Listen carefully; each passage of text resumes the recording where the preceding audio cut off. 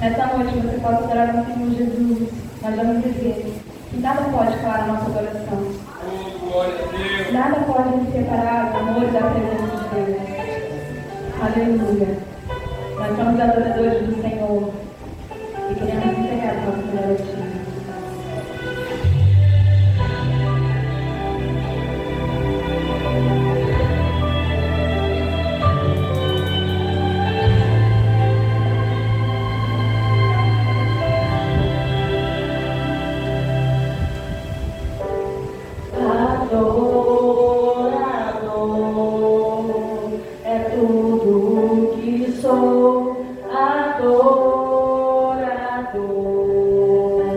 Assim Deus me formou e quem poderá calar a voz de um coração?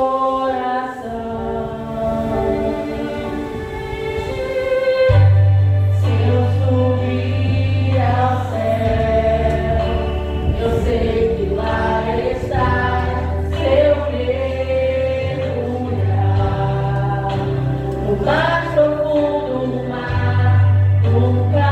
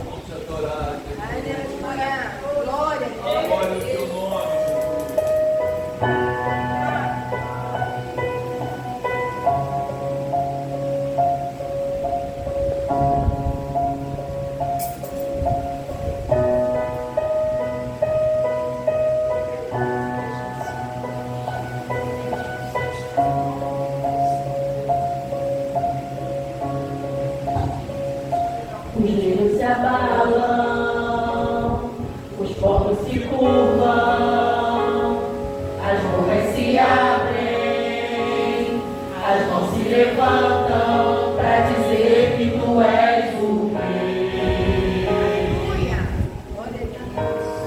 Para dizer que tu és o Senhor.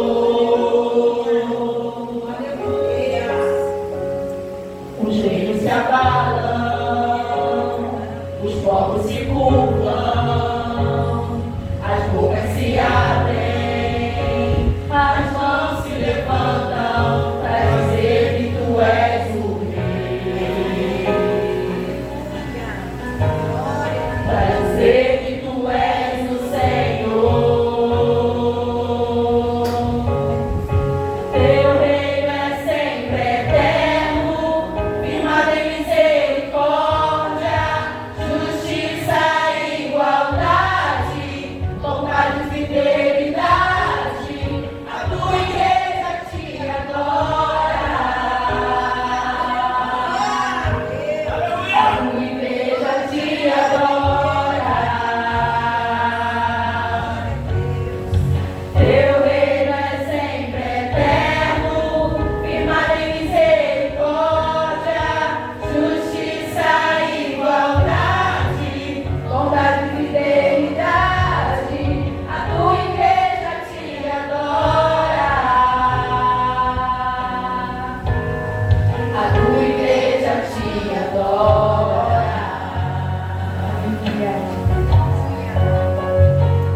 Os reinos se abalam, os povos se curvam, as bocas se abrem, as mãos se levantam para dizer que tu és o Rei.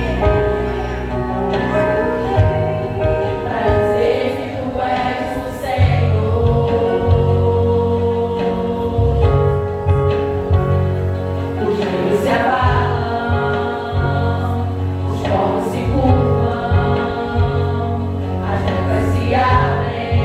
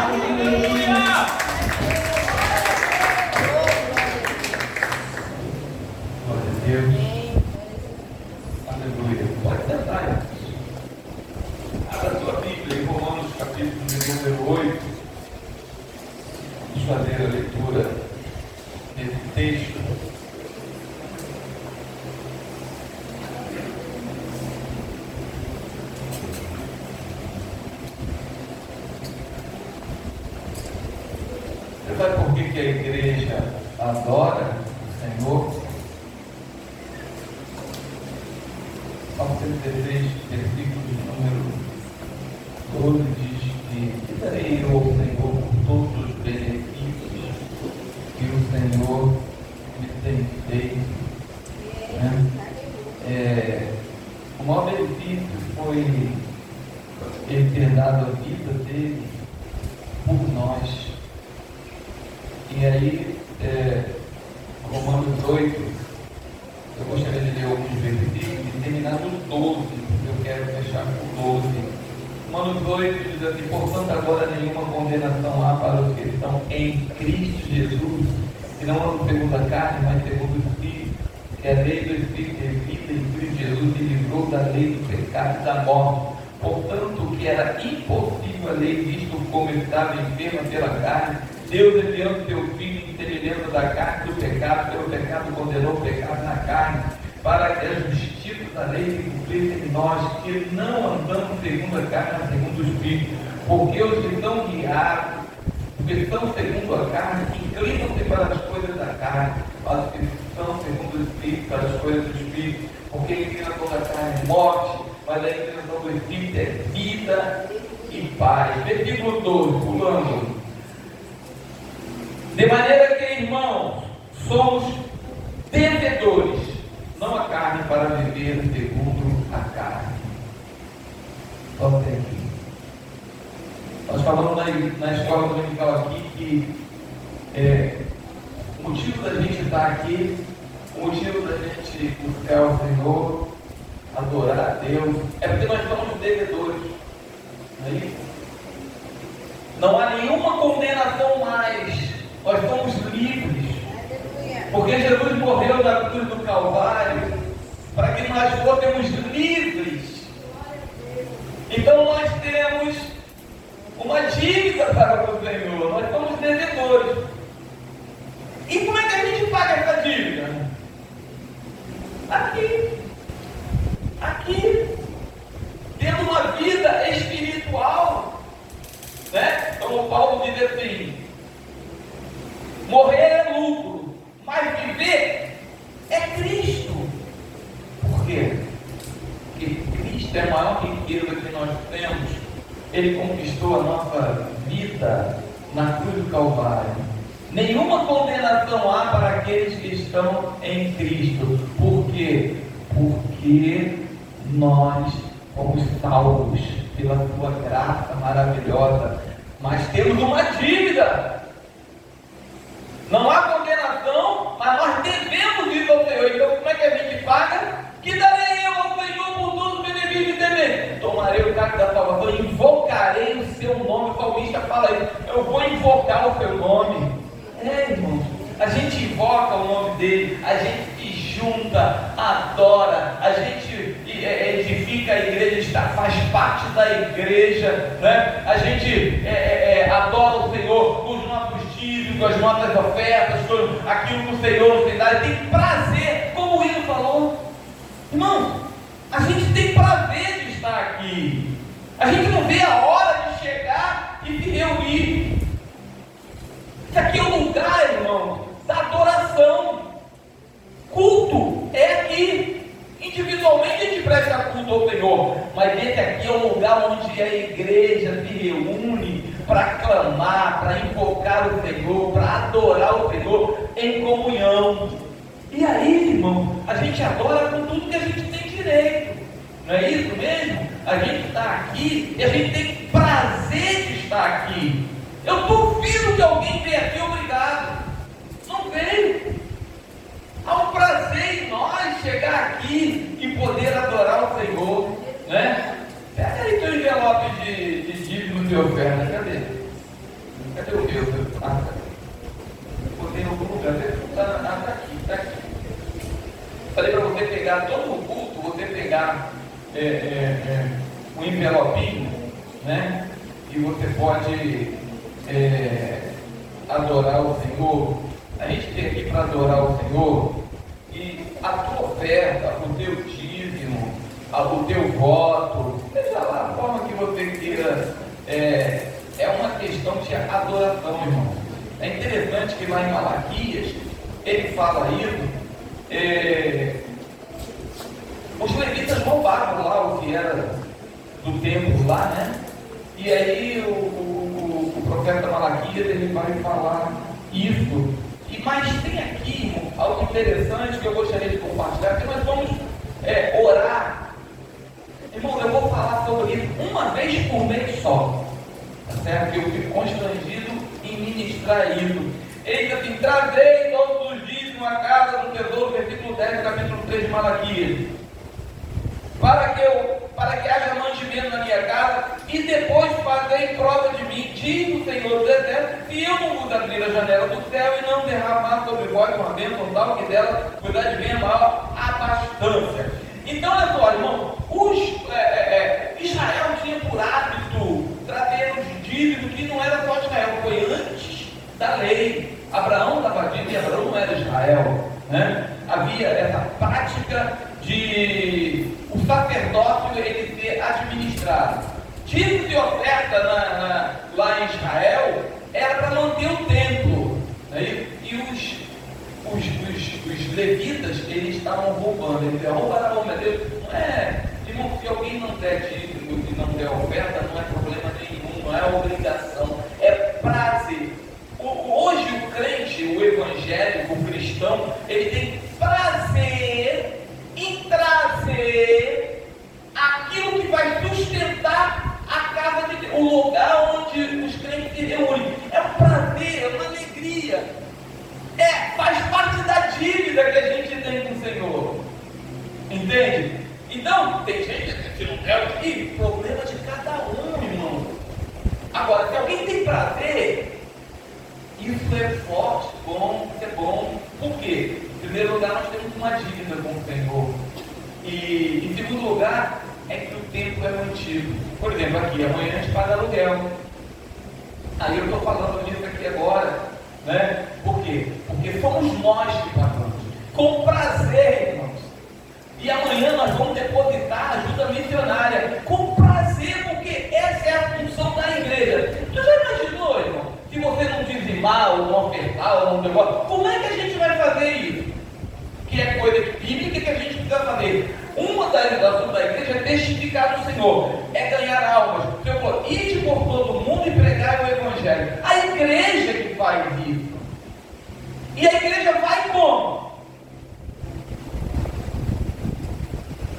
Agora, lá, Malaquias fala: roubarás como é Deus, porque os levitas, né, aqueles que administravam o campo, e aí ele vai, não era quem não podia dar o dízimo, porque tem gente que não pode dar, não tem.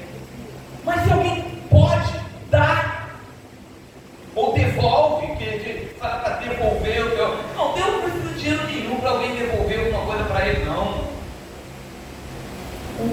Está no nosso coração e faz parte da adoração. Mas se não tem prazer, não dá, não. Não dá? E aí, pastor, faz parte da dívida que a gente tem com o Senhor. E se alguém não der, não vai fazer falta, não. O Senhor levanta outros que vão suprir a necessidade. Mas, vocês viram que tem promessa? E tem pessoas que não façam por causa das promessas, não. Se você fizer, tem promessa. Agora, eu não faço por causa das promessas. Mas é errado a gente orar para Deus abrir portas de emprego, aumentar salários, capaz, porque tudo, irmãos. O salário que você tem, você não tem só porque você estudou, não.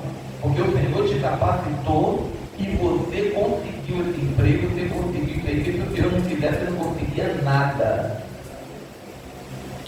Então a gente tem fé e prazer em poder fazer isso. Eu quero fazer essa oração e toda vez, irmão, que chegar o culto for antes do dia 10, que é quando a igreja tem uma despesa, não estou dizendo que a igreja não tem para pagar, não. Com certeza, nunca faltou em 23 anos alguém dizimando ou não dizimando, ofertando ou não ofertando, fazendo voto ou não fazendo voto, não importa. até hoje, Deus nunca deixou faltar. O que eu quero ministrar nessa manhã e fazer você entender que isso faz parte da nossa adoração, porque é uma dívida nossa com o Senhor. Nós devemos isso a Ele. Então, pega o teu envelope, apresente ao Senhor. Você já, muita gente aqui já firmou, né? E só vai botar um envelope lá. Tem que botar uma oferta, não tem problema. Mas tem alguns que ainda vão fazer isso. Eu quero orar, irmão, para que o Senhor continue colocando o desejo, o privilégio, o prazer, a fé. Pedido de oferta, esse voto é prazer, é fé. Tá bom, irmão? Façam isso com alegria, porque a Bíblia diz: Deus abençoa o que dá com alegria. Coloca, levanta, fica de pé. Altíssimo Deus, soberano Pai, Pai de nosso Senhor e Salvador Jesus Cristo, muito obrigado, Pai, por estarmos nessa noite em comunhão. É um prazer estar na tua casa, não tem peso nenhum, não, Senhor. Não vemos a hora de chegar o momento de vir aqui expressar, Senhor, a adoração a Ti. O culto eu presto em casa, em qualquer lugar, mas aqui é um lugar de festejarmos juntos o Senhor. E quando nós nos juntamos, Senhor, oh Deus da glória, nós estamos, Senhor, verdadeiramente honrando, oh Deus, e dizendo: Pai, que darei a Ti, Pai, por essa salvação que o Senhor conseguiu, Pai, ali na cruz do Calvário por nós, porque estávamos condenados, mas o Senhor pagou um preço por nós. Então, Pai, não tem preço, não tem valor. Senhor, o que possamos fazer para que a Tua igreja, o povo se reúna para poder ganhar almas, para poder enviar missionários, para poder, Senhor, estar com as portas abertas para que almas possam alcançar, Senhor, aquilo que nós já alcançamos em ser igreja e testificar do Senhor. Oh Deus, muito obrigado, Pai, muito obrigado pela fé que o Senhor colocou no nosso coração, porque quem tem fé faz isso, Pai. A prática vem através da fé. Oh Deus, muito obrigado, Senhor, porque entendemos isso, Pai, e vamos viver isso para a honra e glória do Teu nome. Deus vivo e poderoso, manifeste o Teu poder, Senhor, sobre a Tua igreja. Abençoa, Senhor, multiplica salários, dê saúde, dê inteligência, capacitação ao Teu servo, Senhor, de poderem, Senhor, verdadeiramente te honrar, Pai, na beleza da Tua santidade, Deus. Assim te pedimos, ó Pai, e já te agradecemos em nome de Jesus. Mas você não precisa botar lá, pode botar no final. Vamos nos confraternizar e dizer assim: recebi um novo coração do Pai, coração regenerado, coração transformado, coração que é inspirado por Jesus, como fruto desse novo coração, eu declaro a paz de Cristo, te abençoo, meu irmão, preciosa é a nossa comunhão, somos corpos, nós devemos ir ao Senhor também, a nossa comunhão. Ele falou para a gente amar uns aos outros.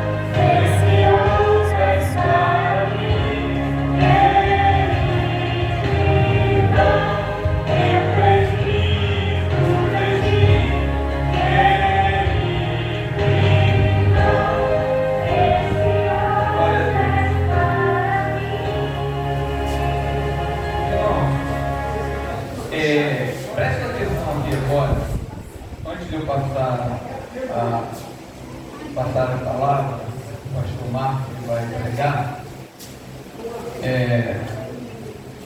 nós decidimos fazer um jantar de confraternização no final de ano, tá? E a menos que você não queira. Quem não quer, levanta. O Eli não quer, não? Ah, você quer, levantou a mão. Amém. Então todos querem, né? O jantar de confraternização, amém? Tá certo. Data. Nós temos 6, 13 e 21. São 3 datas para dezembro. De repente eu não queria marcar porque será um sábado à noite, mas eu não quero marcar um dia que alguém esteja fazendo uma confraternização do trabalho e tal. Então a gente tem que marcar a melhor data. Eu acredito que é melhor que seja no dia 13. Alguém está complicado aí no dia 13? Não dá no dia 13 vocês? Não dá? Dia 21, para quem não dá? 21. Nem Laninha, nem. Então a gente vai fazer, então a gente não vai fazer. O André não dá. Nós somos poucos, então se para ele não dá no dia 21. Hã? É teu aniversário? Então.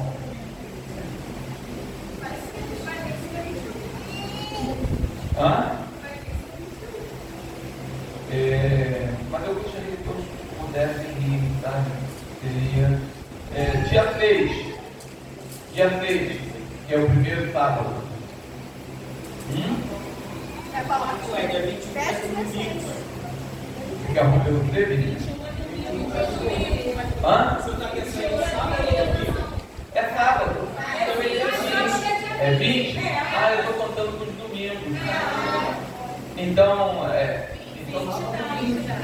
13 e 20. Os sábados é 13 e 20. Aí no calendário. Antes do 20 é 13, né? 13 não dá para você. Dia 20 dá? Sim. Dia 20 dá. Então tá bom. Eu vou pedir.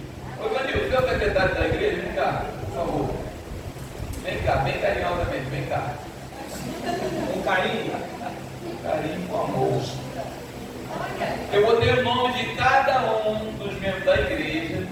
Vocês vão dar o ok e vão botar do lado o que cada um poderia doar. Porque vai ter tudo doação, cada um vai trazer de casa. Ninguém vai fazer nada aqui. Tá certo? Vai trazer pronto. Então, quando você passar lá pela porta, foi embora, você vai botar ali tal, né? E pode até dizer que vai trazer alguém, mamãe, filho, pai e tal, né? Por quê? Faz parte da família, tá? Então, estamos marcados para o dia 20. Que horas? Sim. 19 horas. Jantar. Tá certo? Cada um vai trazer o prato.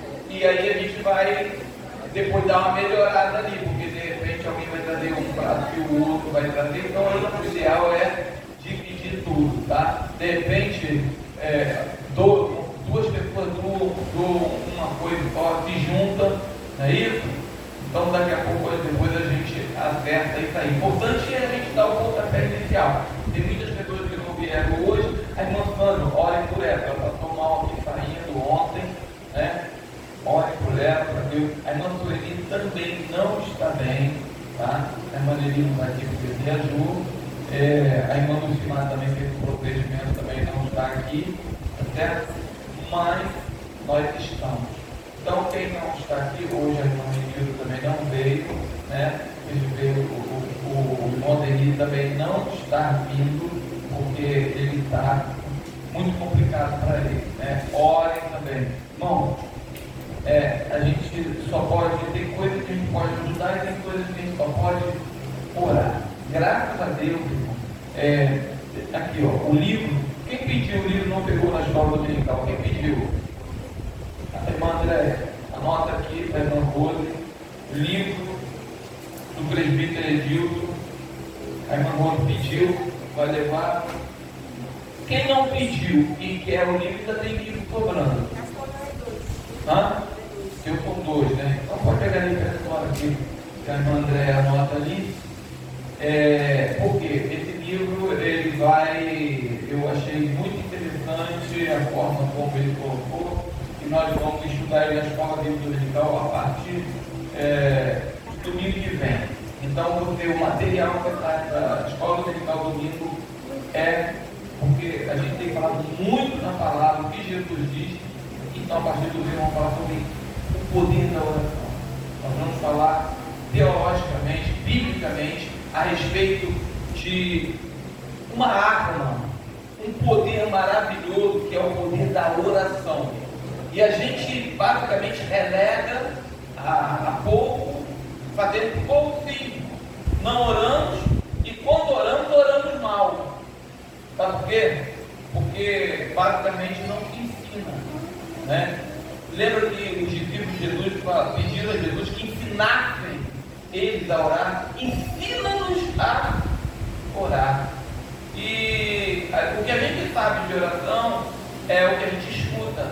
E o que a gente escuta, a gente acaba falando. Então, vamos utilizar a oração com propósito, certo? E eu creio, irmão, esse é um dos pilares da igreja, é a oração. Sem oração, irmão, não dá, a nossa vida não vai. E que o Senhor possa, a partir de domingo que vem, eu não sei quantos domingos, porque são 9 capítulos, e eu falei para ele, cada domingo um capítulo, tá certo? Bem detalhado, vai ficar bom, e a gente vai poder debruçar sobre essa ordenança, porque oração é uma ordenança do Senhor. Ele diz: orai sem cessar. Amém? Vamos ficar em pé, as domadas. Soberano Deus, eterno Pai, aqui está o teu servo, Senhor, que veio a tua casa te adorar, junto com todos nós. Mas neste momento ele vai utilizar da tua palavra para que o Senhor fale aos nossos corações, para edificação, consolação e exortação das nossas vidas. Aqui estamos, Senhor, fale conosco, em nome de Jesus. Saúde, amados irmãos, que com a paz do Senhor. Amém. Pode sentar. Uma grande alegria trazer a palavra do nosso Deus. Também uma grande responsabilidade, porque não é qualquer coisa que nós estamos falando aqui, mas a palavra do Senhor. Irmãos, abra a sua Bíblia, no livro de Jó, capítulo 14, capítulo 13.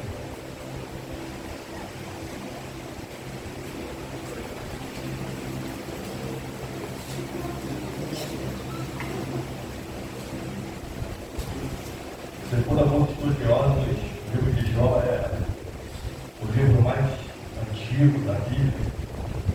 Discute muito isso, onde a partir do versículo 23 do capítulo 13 do livro de Jó. Amém? Quantas culpas e pecados tenho eu? Notifica-me a minha transgressão e o meu pecado. 24. Por que escondes o teu rosto e me tens por teu inimigo? 26. Por que escreves contra mim coisas amargas e me vais herdar a culpa da minha mocidade? Vamos para o capítulo 14, a partir do versículo 1. O homem, nascido de mulher, é de bem poucos dias e cheio de inquietação. Sai como a flor e se seca. Foge também como a sombra e não permanece. E sobre este tal abres os teus olhos, e a mim me fazes entrar em juízo contigo. Quem do imundo tira o couro? Ninguém. Visto que os seus dias estão determinados, contigo está o número dos seus meses, e tu lhe puseste limites, e não passará a ver deles. Desvia-te dele, para que tenha repouso, até que, como um jornaleiro, tenha contentamento no seu dia. Versículo 7. Porque há esperança para a árvore, que se for cortada, ainda se renovará, e não cessarão os seus renovos. Se envelhecer na terra a sua raiz, e morrer o seu tronco no pó, ao cheiro das águas brotará, e dará ramos como a planta. Mas, morto o homem, é consumido, sim, rendendo o homem o espírito, então, onde está? Como as águas se retiram do mar, e o rio se esgota e fica seco, assim o homem se deita e não se levanta, até que não haja mais céus. Não acordará, nem se erguerá do seu sono. Versículo 13. Tomara que me escondesse na sepultura e me ocultasse, até que a ira se desviasse e me pusesse em limites, e te lembrastes de mim. Até aqui. Esse livro de Jó, como eu iniciei dizendo,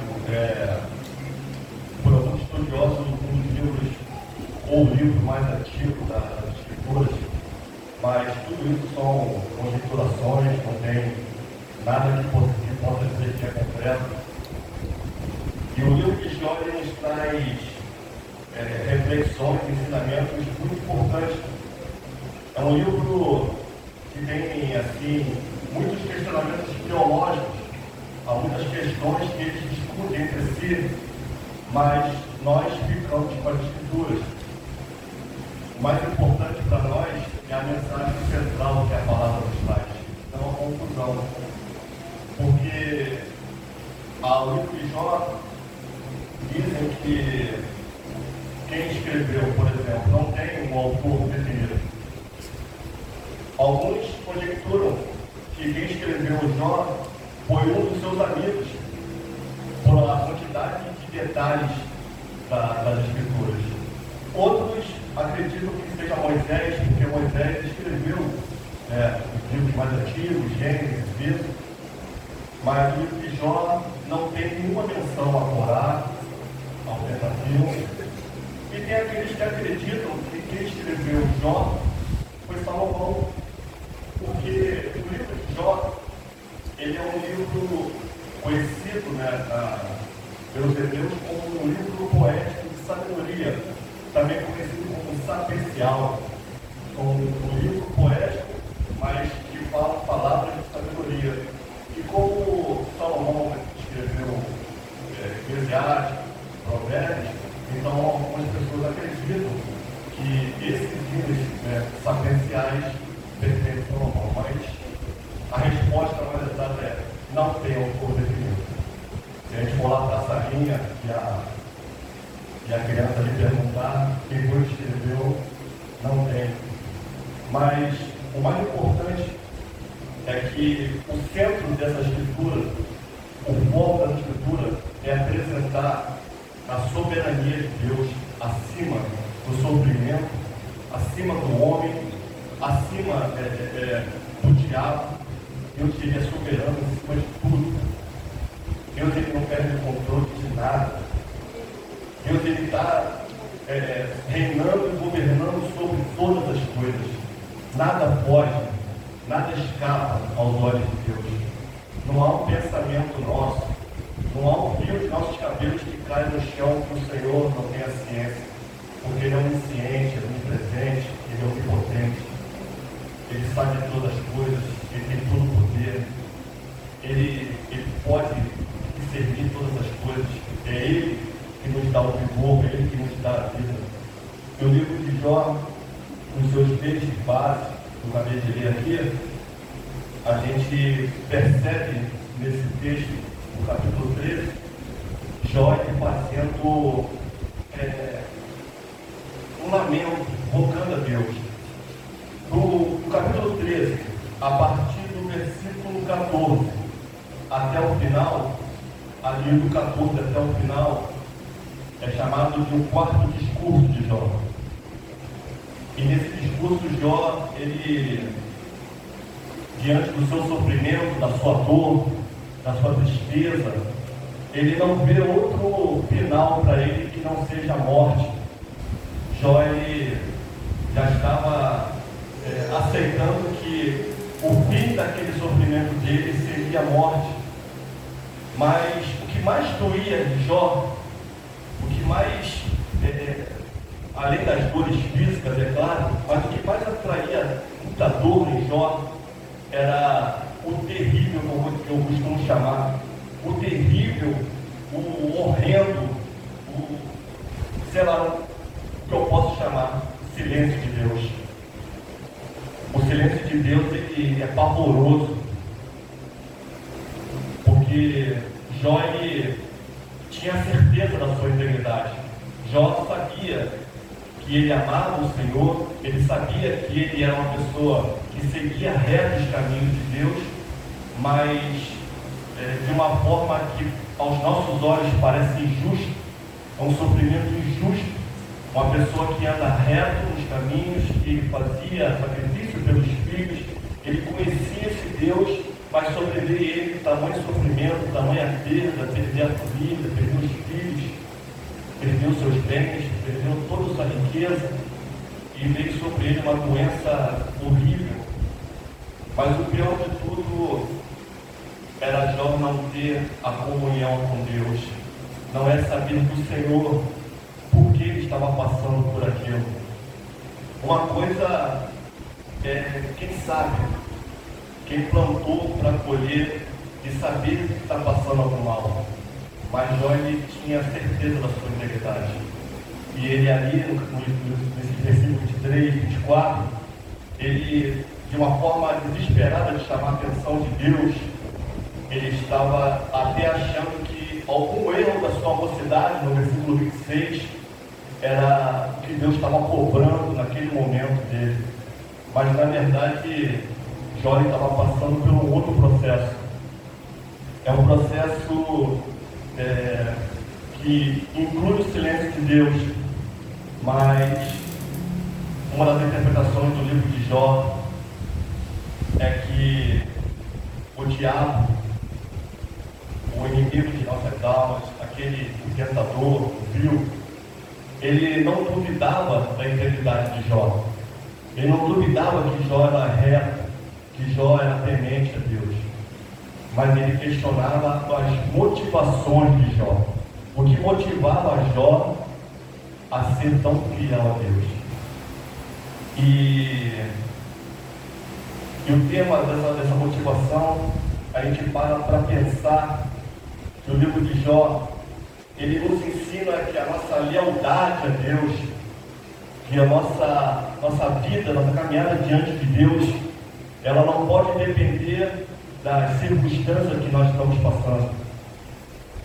Hoje a gente para perceber que tem um caminho diferente, uma mão diferente, porque o diabo ele falou para Deus que se ele tirasse todos os bens de Jó, Jó negaria. Hoje, nos tempos atuais, nós chegamos a uma coisa que chega até ao contrário. Hoje as pessoas procuram a Deus por causa do sofrimento, mas quando alcança a bênção, alcança a conquista, alcança suas vitórias financeiras, suas vitórias profissionais, suas vitórias, aí as pessoas tendem a largar a Deus. Hoje se inverteu. Então, o mesmo questionamento que o inimigo fez sobre Jó, ele pode estar fazendo de mim, pode estar fazendo de você. No caso de Jó, ele tira tudo que ele tem, que ele vai te negar. Ele pode estar dizendo para Deus: vou dar tudo para ele, dar tudo que ele precisa, tudo que ele sonha, tudo que ele deseja, para ver se ele não te abandona, se ele não vai amar mais as coisas desse mundo do que a você. O ensinamento do livro de Jó vai mostrar que o nosso amor, a nossa busca por Deus, não pode depender da circunstância que nós estamos passando no momento. Nós não podemos medir o nosso amor por Deus, não podemos medir aquilo que nós pretendemos caminhar por Deus, aquilo que Ele requer de nós, através das circunstâncias, porque muitas das vezes a vida não vai estar favorável para a gente, mas nós vamos estar sempre aqui caminhando diante de Deus. E nós não podemos esmorecer, perder a fé, cansar, porque o Senhor Ele requer que nós façamos um processo. E esse processo, muitas das vezes, passa por uma prova. E nós somos provados o tempo todo por Deus. Deus, Ele, eu até anotei aqui, que Deus, Ele permite que passemos por momentos difíceis para Ele testar nossa fé, testar nossa lealdade, testar até aonde nós estamos dispostos a abrir mão dos nossos desejos, das nossas vontades, do nosso eu, como foi cantado aqui no hino na semana passada, crucificar o nosso eu para fazer a vontade do Senhor, para que a vontade de Deus reine sobre nossas vidas, para que a vontade do Senhor seja cumprida em nossas vidas, para que possamos fazer aquilo que o Senhor nos chamou para fazer, que nós possamos ter a essência de Deus em nossas vidas. Mas nós não podemos deixar que as circunstâncias nos embaraçem, sejam elas favoráveis ou desfavoráveis. No livro de Jó ensina que nós não podemos basear o nosso relacionamento com Deus por circunstâncias humanas, por circunstâncias terrenas, porque a nossa ligação com Deus não é carnal, a nossa ligação com Deus ela é espiritual. Nós temos que discernir o Espírito para viver em Espírito. E se encher do Espírito, como está sendo falado aqui na escola bíblica dominical. Eu separei alguns versículos para poder colaborar com o que eu estou falando aqui. Por exemplo,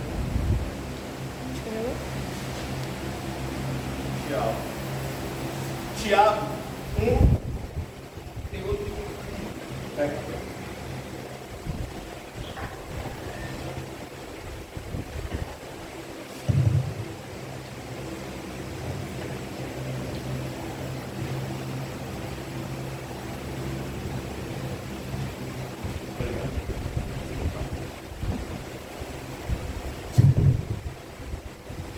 Deus permite que a nossa fé seja provada.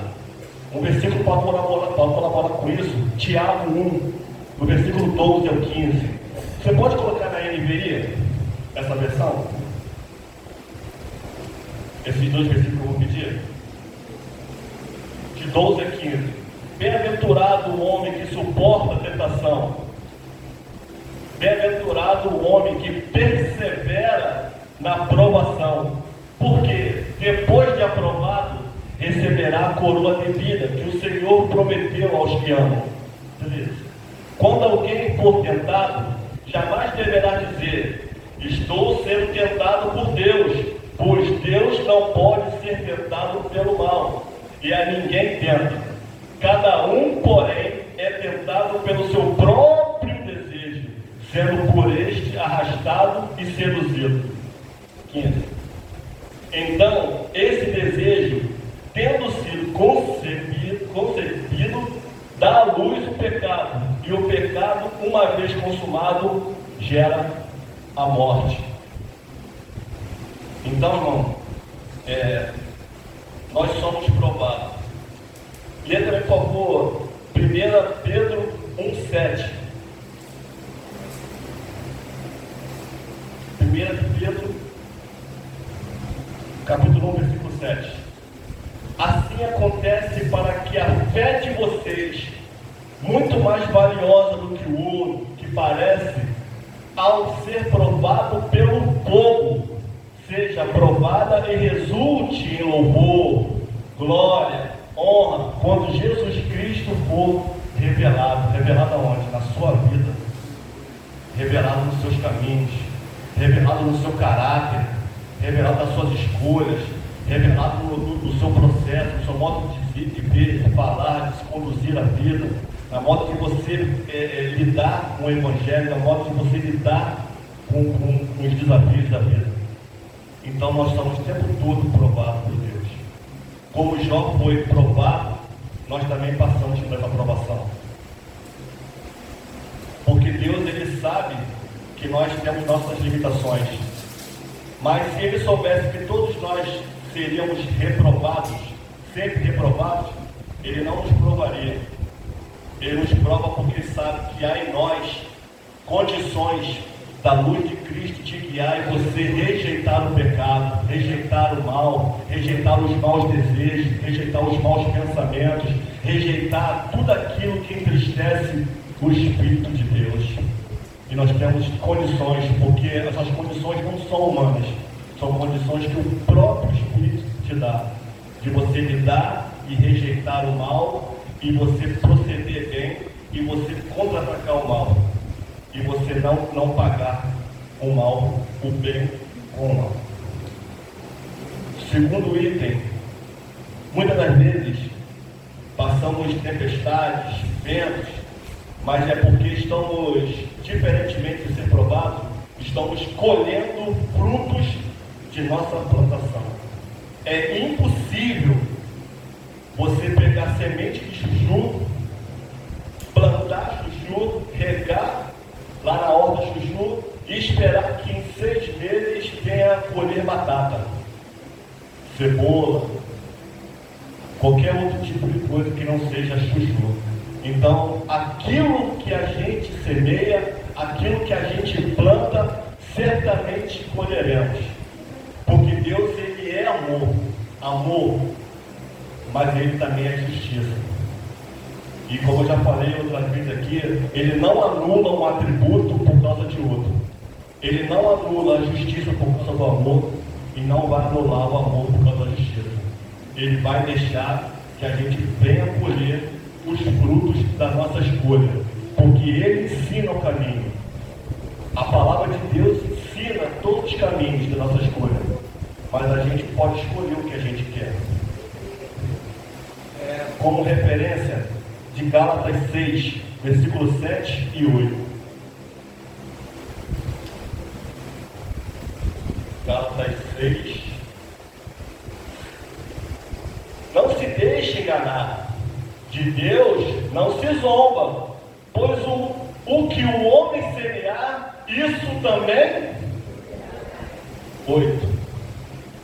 Quem semeia para a sua própria carne, da carne colherá destruição. Contudo, quem semeia para o Espírito, do Espírito colherá a vida eterna. Então, é a colheita. Se a gente plantar a carne, vamos colher os males da carne. Mas se nós plantarmos o Espírito, vamos colher a vida eterna, que é o que Deus nos promete na sua palavra. Então cabe a nós o que nós queremos escolher para dar para o Senhor. Mais uma referência em Provérbios 1, do 25 ao 31. Visto que desprezaram totalmente o meu conselho e não quiseram aceitar a minha repreensão, eu, da minha parte, vou rir da sua desgraça. Zombarei quando o que temem sobrevier a vocês. Quando aquilo que temem sobrevier a vocês como uma tempestade, quando a desgraça os atingir como um vendaval, quando a angústia e a dor os dominarem, então vocês me chamarão, mas eu não responderei. Olha o silêncio. Procurarão por mim, mas não me encontrarão. Então, 31.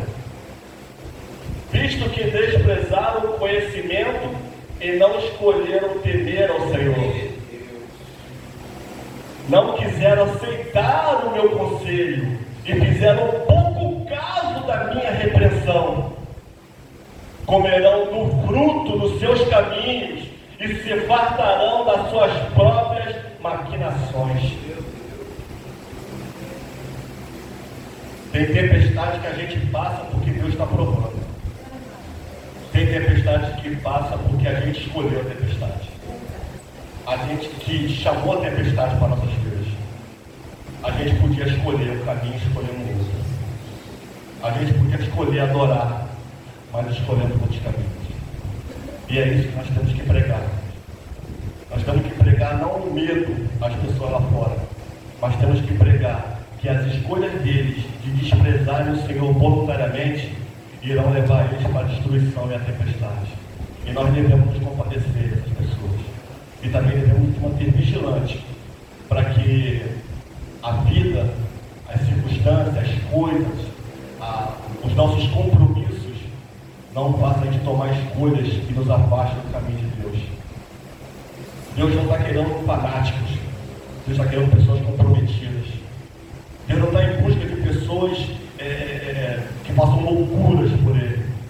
Ele quer pessoas lúcidas, mas lúcidas buscando aquilo que Ele quer da gente. Nos encher da Sua presença.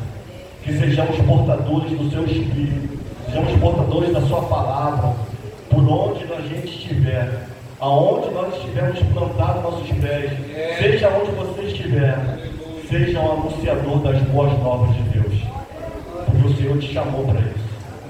Nós somos chamados e vocacionados para pregar a palavra de Deus. Seja luz, escolha fazer o bem, repreenda o mal, fuja da aparência do mal, fazer o bem, fazer boas escolhas, porque o Senhor, Ele não dorme no guarda de Israel. E Ele está em vigilância em nossas vidas. Ele está vendo cada atitude, cada escolha, cada pensamento que nós temos. Cada ato de rebeldia que nós tomamos. O Senhor está vendo. E Ele vai nos prestar conta de tudo isso. O livro de Jó também, ele... no terceiro tópico que eu deixando passar. Nós estamos sempre, todos os dias, diante das escolhas. Todos os dias, nós temos que tomar escolhas. E ele representa muito nesse versículo de Gênesis 4, do 6 e 7.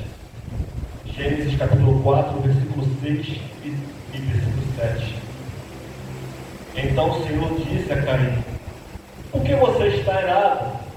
Por que desfaleceu o seu semblante? Se você fizer o bem, não se levantará? Se, porém, não o fizer, saiba que o pecado o espreita à porta. Ele deseja governá-lo, mas você deve dominá-lo. Aqui está dizendo que o pecado é aquele leão que está ao nosso redor, que vai dizer lá na frente, esperando um momento para nos pegar, para nos destruir, para nos enfraquecer, para nos causar vergonha de estar na presença de Deus. Porque quando o pecado nos pega, ele nos dá vergonha de entrar na presença de Deus. A gente se sente indigno, a gente se sente o pior do mundo, a não ser que já chegamos a estar com a mente cauterizada no pecado. E o pecado já não causa mais dano. E aí, irmãos, a pior coisa que pode acontecer com o ser humano é quando Deus ele nos entrega para as nossas próprias paixões. A pior coisa que pode acontecer, principalmente com um crente, aconteceu com Israel. Israel ele foi avisado durante muitos anos pelos profetas. Mas Israel escolheu ser um povo idólatra. Israel escolheu ser um povo que desobedecia, que se apropriou de deuses dos cananeus, se apropriou de deuses e causou a ira no Senhor, a ponto de irritar o Senhor a tal ponto que ele trouxe uma nação estrangeira e essa nação idólatra levou em cativo o povo de Israel. E eles foram dominados, governados por aquilo que eles mais gostavam, que era a idolatria. E eles foram dominados pelo povo idólatra. E a pior coisa que pode acontecer para o ser humano, principalmente para o crente, a gente ser dominado, governado, ser arrebatado por aquilo que nos governa, que não seja Deus. Quando Deus nos entrega, quando Deus ele chega assim, já que eu tentei tudo, mas você não quer, então eu entrego você as suas paixões. Agora é você e você mesmo. Agora você tem que lidar com as suas decisões e lidar com as consequências das nossas escolhas. Essa é a pior e terrível castigo que o Senhor pode dar ao ser humano. Ele nos entregar. E não que desista de nós, mas permitir que a gente seja arrebatado por aquilo que mais nos atrai e que cada dia nos bota mais longe, nos afasta dele. O livro de Jó nos ensina que Deus é soberano sobre o homem, sobre as adversidades, sobre as catástrofes que estão acontecendo e sobre, principalmente, o diabo. Deus é soberano sobre tudo. A gente olha e pergunta, né? Tantas coisas acontecendo com pessoas e lugares, mas é importante que a gente tenha certeza que Deus ele é soberano sobre tudo. O livro de Jó mostra isso, que o diabo até tocou nos bens, tocou na família, tocou na saúde de Jó, mas na vida não tocou porque havia alguém muito soberano que não permitia que ele tocasse na vida de Jó. E é esse mesmo Deus que é por você. É esse mesmo Deus de Jó que é pela sua vida. Você pode estar passando o vendaval que for, tempestade que for, mas esse Deus é aquele que não deixa o pior mal te tocar. Você vai gemer, mas você não vai morrer, porque enquanto o propósito de Deus se cumprir na sua vida, você vai permanecer firme. Vai ser igual a palmeira, né? Vai inventar, vai envergar, mas não vai quebrar. Porque quem é por você não dorme.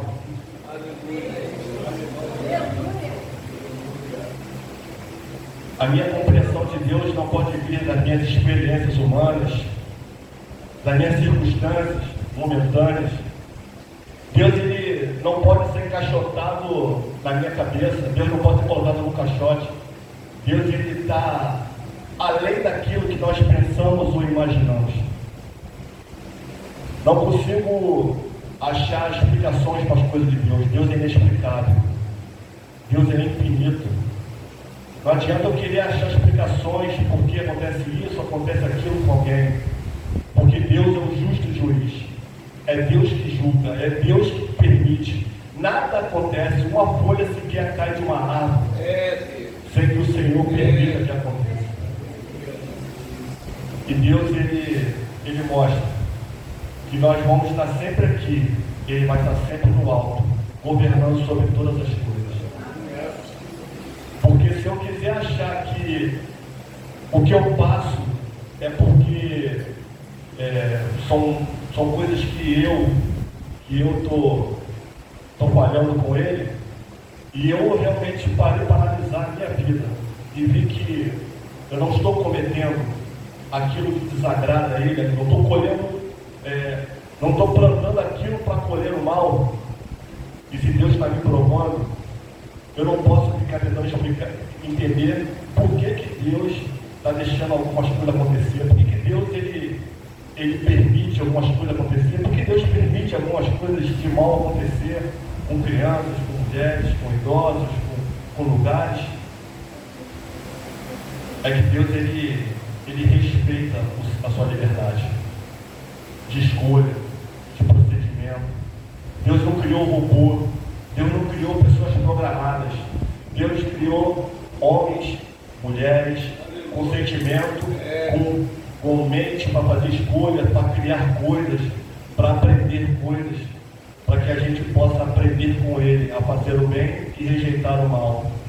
As catástrofes, os maremotos, furacão, terremoto, tudo isso, irmãos, infelizmente é consequência do pecado aqui de Gênesis, porque a terra geme por causa do pecado. Mas haverá o dia que o Senhor vai voltar, e Ele está voltando, Ele já está às portas, Ele já está chegando. A volta do Senhor é iminente, e que a gente possa tratar a vida do Senhor como se fosse daqui a pouco, bem para amanhã, que possamos nos portar e viver diante do Senhor dignamente, esperando que Ele chegue daqui a 10 segundos, Não espere para amanhã. Não espere amanhã para regressar ao caminho. Não espere até amanhã para fazer a coisa certa. Não espere até amanhã para pedir perdão. Não espere até amanhã para consertar o seu erro. Não espere até amanhã para vencer aquilo que está te dominando. Não espere até amanhã. Pensa hoje. Trate a sua vida como se Jesus Cristo estivesse voltando agora, nesse minuto, para te buscar. E que o diabo não tenha nada para te condenar. Que o diabo não encontre acusações contra você. Se mantenha reto. Jesus é o nosso advogado. Mantenha-se firme.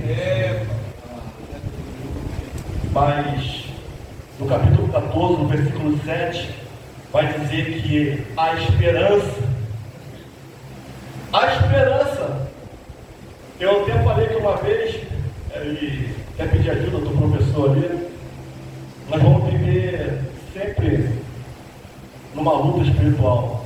No capítulo 8, que lemos hoje, vai dizer que nós vivemos sempre uma luta espiritual. Mas a esperança sempre vai ter uma tese dizendo que você é um filho de Deus, o amor, a alegria dos olhos de Deus. Mas vai ter uma antítese que vai dizer que você é miserável, pecador, desprezível.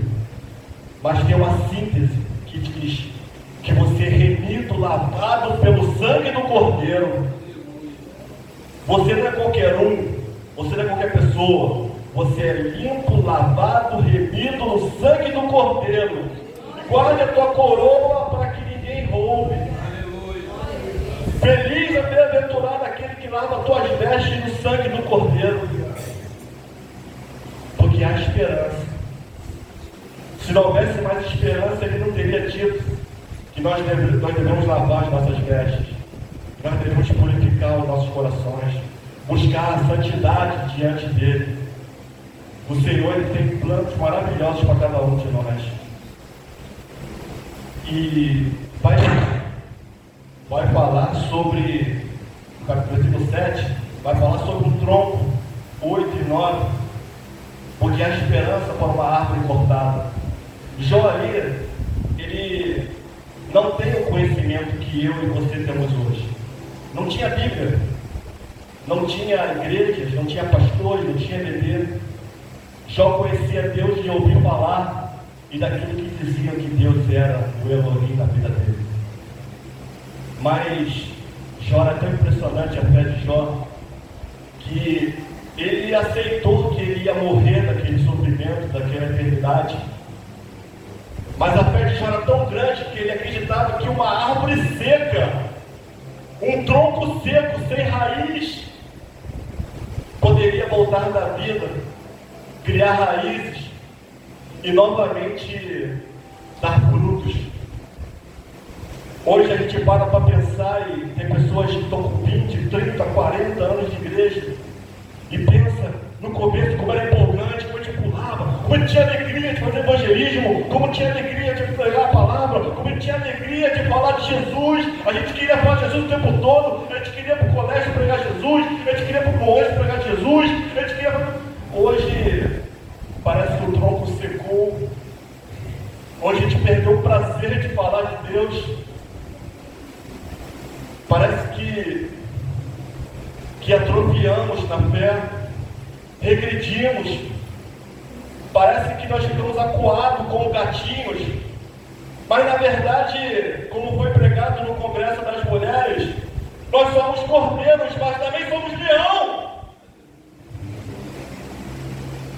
Poxa, gente, há esperança para você, há esperança para mim. Eu não sei qual é o seu tronco seco hoje na sua vida, o que tem sido o galho seco, sem vida, sem frutos na sua vida. Esse tronco seco é a sua família, é seu casamento, é seus filhos, seus irmãos, é a sua saúde, como está a Sandra, como tem outras pessoas, Sueli, outras pessoas que sofrem aí, com diabetes, com problemas emocionais.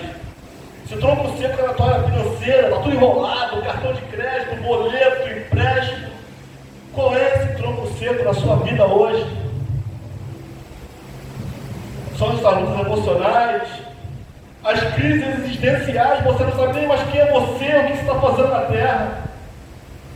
O que é esse tronco seco na sua vida hoje? São os seus planos, sonhos, projetos que não saem da gaveta porque nunca tem tempo, nunca sobra dinheiro, nunca sobra força, motivação para fazer. Qual é o tronco seco hoje da sua vida? É algum pecado que está escondido, algum pecado que você cometeu e está te dando vergonha dele? Pede perdão a Deus de coração e Ele joga no mar do esquecimento. Ele prometeu isso. Alguma amargura contra alguém, contra alguma coisa, alguma pessoa. Uma amargura tão grande que não deixa você sentir liberdade com Deus, porque quando você quer sentir o amor de Deus, você sente essa amargura e a culpa vem na sua cabeça porque o acusador vem. Você quer fazer a obra, mas está cheio de amargura, está cheio de pecado.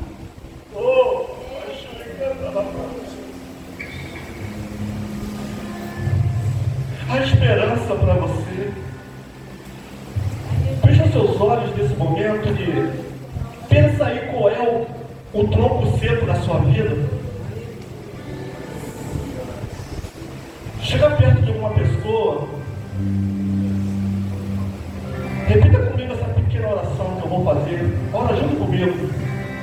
Senhor meu Deus, eu te peço nessa noite, purifica, Senhor, o meu coração, purifica os meus lábios, purifica a minha vida, Senhor. E eu quero orar pelo irmão ou irmã que está do meu lado. E tudo que eu disser, seja não eu, mas a tua boca falando. Eu peço a você, ora por alguém do seu lado, um ora pelo outro, para que ao cheiro das águas você seja restaurado. Ore pelos outros. Irmãos, Jó vai falar sobre o cheiro das águas.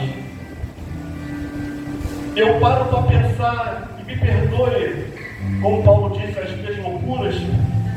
Eu paro para pensar em Ezequiel 47, no santuário da onde fluía uma água no rio.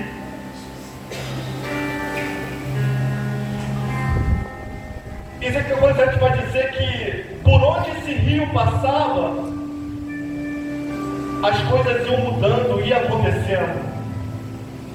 Vai dizer que esse rio, quando caiu no mar, chamado Mar Morto, cheio de sal, onde não havia mais vida,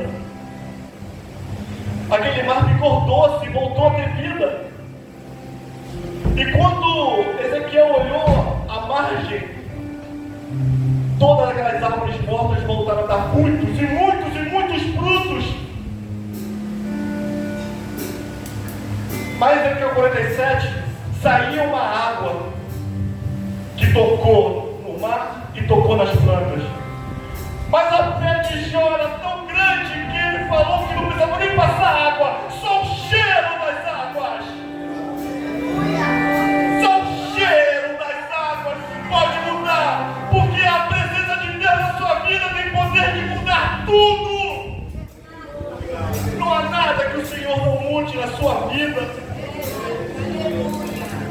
É só pedir a Ele, se humilhe a Ele, rasgue o seu coração diante do altar de Deus e diz: Pai, restaura as minhas raízes, Senhor, restaura os meus planos, a minha visão, restaura a minha fé, restaura o meu amor, Senhor, contigo.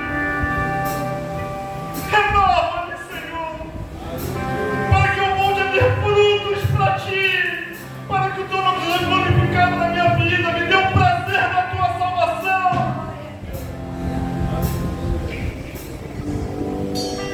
Não perca o foco.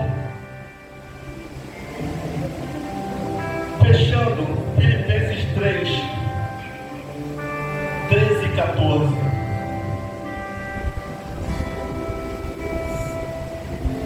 Eu estou fechando, gente. Pode poder. Filipenses 3, 14.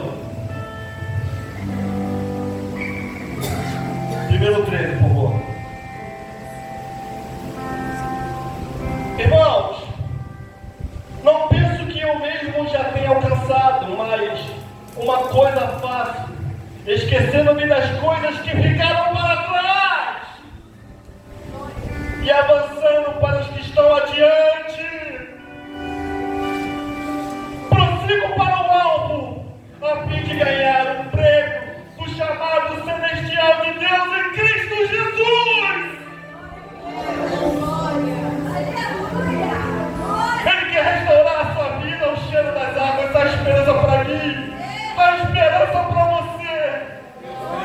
Deixa Ele trabalhar na sua vida hoje, agora, na sua família. Em nome de Jesus, a esperança para você. Não perca o foco, não perca a fé. A esperança. Eu quero trazer à memória tudo aquilo que pode me dar esperança. É esse Deus que você serve. É esse Deus que eu sirvo. E ao cheiro das águas, todo o tronco seco, Ele está transformando agora em árvore que dá muitos, e muitos, e muitos, e muitos frutos, para a glória dele.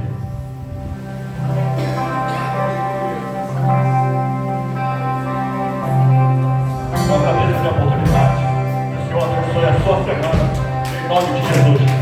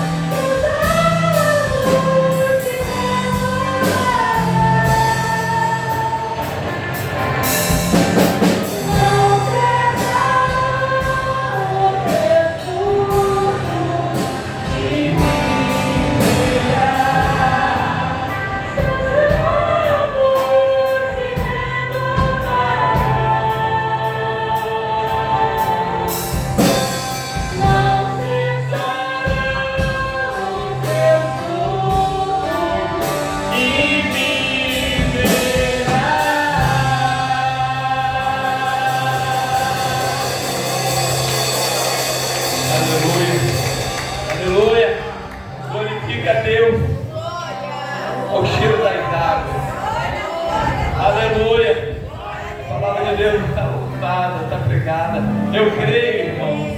A esperança para o Ministério Palavra Viva, eu decreio, irmão. A esperança para essa igreja aqui na Rua Comandante Coelho. A esperança para as nossas vidas. A esperança para a minha vida. Eu creio que o cheiro das águas, aleluia, nós somos como aquela vara, estamos na videira, aleluia. Ah, Senhor, muito obrigado, Pai, pela Tua palavra. Muito obrigado, Deus, porque o Senhor tem tido misericórdia de nós. A esperança. Muito obrigado, Deus, porque fraquejamos na fé, Senhor. Tomamos decisões erradas, Pai. Obrigado, Senhor, porque o Senhor nos prova sim. Porque o Senhor quer nos aprovar, Deus.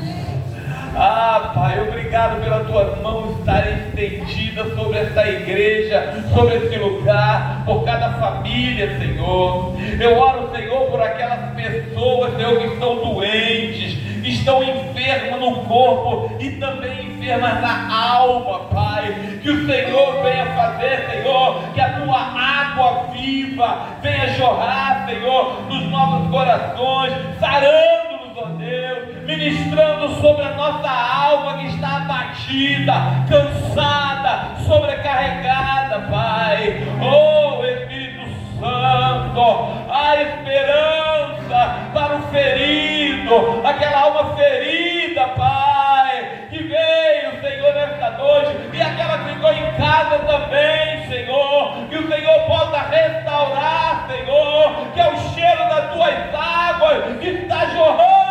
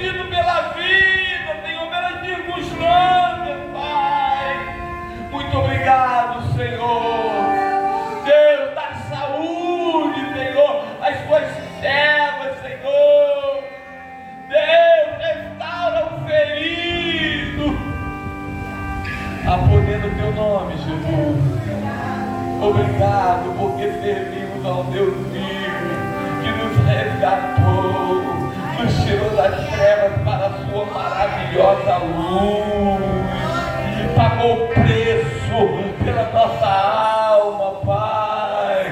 Esta é a alegria que nós temos, Senhor, de tão grande salvação que o Senhor nos tem concedido. Nada roubará, Senhor, a nossa fé, nada nos tirará, Senhor, do propósito, Senhor, de servir ao Senhor, Pai. Nada nos separará do amor que há em Cristo Jesus. Obrigado, Pai. Desperta o teu povo em paz. Nos dê uma semana abençoada. Deus, que possamos, Senhor, verdadeiramente ter dias, Senhor, na tua presença, em todo o tempo em que estivermos aqui nesta terra, Pai. Leva-nos em paz para os nossos lares. Nos dê uma segunda-feira abençoada. O restante de semana, Senhor, na tua presença, Pai. Precisamos dessa presença gloriosa o tempo todo, ainda que o Senhor fique em silêncio, Pai, nós sabemos que o Senhor vai estar ali, o Senhor está aqui, habitando dentro de nós. Obrigado por tudo, Deus, assim te pedimos, Pai, e já te agradecemos, em nome de Jesus. E o amor de Deus, nosso Pai, a graça do nosso amado e Salvador Jesus Cristo, e a doce comunhão do Espírito Santo seja com todos nós que aguardamos a sua vinda. E todos podem dizer amém? Amém. E se Deus é por nós,